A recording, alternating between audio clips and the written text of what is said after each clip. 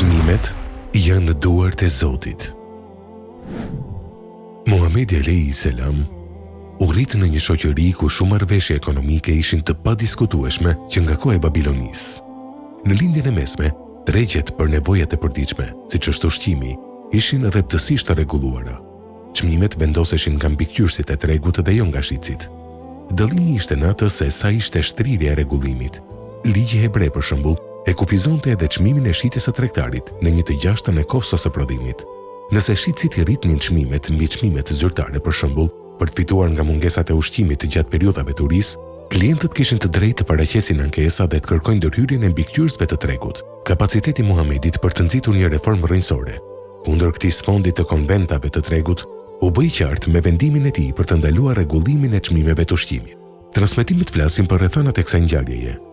Uria kishte zbritur në komunitet, kurse rritja e çmimeve të ushqimeve e kishte përkeqësuar këtë periudhë të sprovës.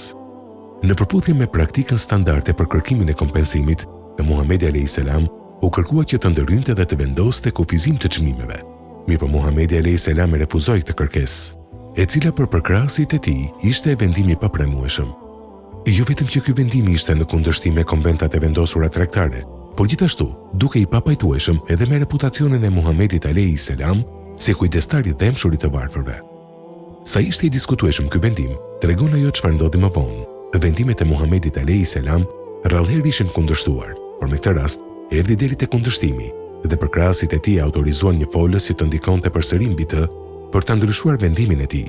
Muhamedi alayhi salam ndieu se nuk mund ta impononte vendimin e tij vetëm përmes autoritetit personal, kështu që u tërhoq në vetmi, duke kërkuar udhëzim nga Allahu nëse duhet të revokoj pozicionin e tij në mënyrë që të mos ndërhyjë.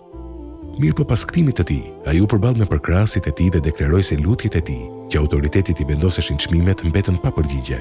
Prandaj ai deklaroi se ndërhyrja në këtë çështje nuk ishte në jurisdiksionin e tij.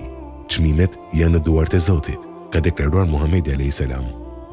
Në shikim të parë, heqja e kontrollit në çmimet e ushqimit në tregun arab në shekullin e 7 ka mundur të pritet të mos ketë pasoja të mëdha, por ekonomisti Friedrich von Hayek nuk do të pajtohej me këtë.